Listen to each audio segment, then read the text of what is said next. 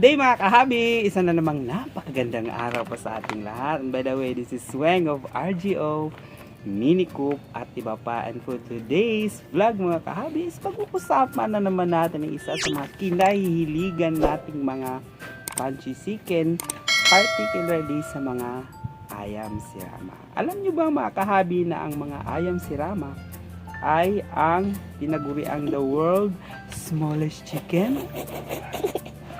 At matatagpuan sila particularly sa state ng Kelantan of Malaysia. At tumitimbang lamang ito more or less na 500 grams. At before pa na tinawag itong ayam sirama mga kahabi, ay may tawag na sila nito noon. Ito ay ang ayam kantik, which is ang ibig sabihin ay pretty chicken. At ang ayam katik naman na ang ibig sabihin ay pygmy chicken. O di ba mga kahabi, kahit paano meron tayong kaalaman kaunti patungkol sa mga ayam sirama. Alam niyo rin ba mga kahabi na ang modern breed sirama ay being attributed sa pagsisikap at effort na pag-breed ni Wien In of Kelantan. Nag-start siyang mag-breed noong 1971 at the young age at pinangalanan niya itong Sirama in honor sa hari ng Thailand na si King Rama. O di ba mga kahabi? At ang kauna-unahang exhibition noong unang panahon ay naganap noong 1990 sa distrito ng Bukit Batu Pahat in the northern Malaysian state ng Perlis. O, diba? At hindi lang 'yon, naging sikat pa to hindi lang sa tawag nito sa lokal na lugar at umabot din ito sa ibang bansa, sa US at Britain. Bagaman sa kasikatan ng sirama noong una mga kahabi, dahil noong 2004 din ay naganap ang tinatawag na Asian bird flu epidemic. Kahit ganun man ang nangyari mga kahabi, umabot pa rin ito noong 2004 sa Great Britain. At noong 2005 naman is nabuo ang isang club na Sirama Club of Great Britain ng mga small enthusiasts or mga breeders. At saka noong 2008 ay kinilala na po ang kanilang grupo sa Poultry Club of Great Britain, o di ba?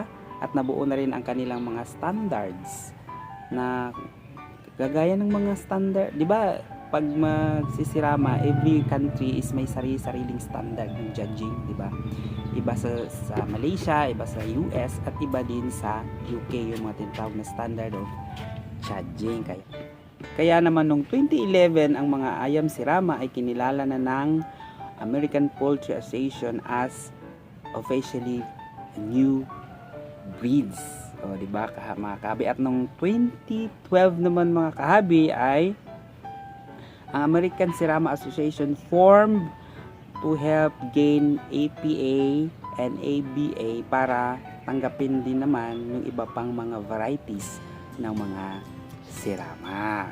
Madagdag ko lang mga kahabi, according sa mga source natin ng mga information, according sa mga libro at iba pang mga social media information na nakalap natin, sinasabing na ang pag-evolve ng ayam sirama ay sinasabing crossbreeding from Japanese Bantam na ginamit ni Wien In sa kanyang pag-develop ng mga sirama at sa mga local na mga small breeds doon sa Malaysia. Yun lang ang nalalaman natin according doon sa mga nakasulat sa mga contracts. And disclaimer mga kahabi, hindi po tayo nagmamarunong, nagbe-base lang naman tayo sa mga nakalap nating mga information. And aside from that, pwede naman po kayong mag-comment kung meron ba kayong mas nalalaman pa tungkol sa mga maaaring tama o tamang mga information. Hindi ko naman sinasabing o dinidisclose na tama yung mga sinasabi natin. Nagbe-base lang naman tayo sa mga ating mga nakalap na mga kaalaman. At maraming salamat mga kahabi sa mga patuloy na sumusuporta sa ating mini vlog. Sana po patuloy pa po ninyong suportahan.